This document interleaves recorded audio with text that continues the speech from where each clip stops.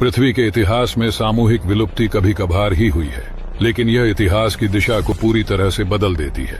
अब तक पृथ्वी 5 सामूहिक विलुप्तियां झेल चुकी है, जिनमें से हर एक ने 3/4 से ज्यादा जीवन को खत्म कर दिया। इसके अलावा विलुप्ति से पहले जिन प्रजातियों का दबदबा रहता था, बाद में उनका वो रुतबा नहीं होता था। वैज्ञानिकों के अनुसार पिछले 6 करोड़ 60 लाख वर्षों से सामूहिक विलुप्ति के प्रभाव को महसूस नहीं किया गया है। अब हम 6ठी सामूहिक विलुप्ति की ओर बढ़ रहे हैं। बात सिर्फ ये नहीं है कि हमारे द्वारा छोड़ी गई कार्बन डाइऑक्साइड हमारी पृथ्वी को पिछले 50 करोड़ सालों के किसी समय के मुकाबले कहीं ज्यादा तेजी से गर्म कर रही है, और यह भी नहीं है कि हम महासागरों को गर्म करके और उनकी अम्लीयता बढ़ाकर उनके प्राकृतिक संतुलन को नष्ट कर रहे हैं और धीरे धीरे सारे ग्लेशियर मेल्ट हो रहे हैं, बल्कि इससे भी बुरा ये है कि हम इसे बहुत तेजी से कर रहे हैं। पिछले 50 सालों में जंगली जीवों की तादाद में औसतन लगभग 70% की गिरावट आई है, और इस बार इसके लिए हम जिम्मेदार हैं। इस अंधकार में भविष्य के अनुमान के बावजूद उम्मीद की एक किरण है। जिंदगी की 4 अरब सालों की कहानी में हम पहली प्रजाति है जो समझ सकती है कि हमारी दुनिया के साथ क्या हो रहा है,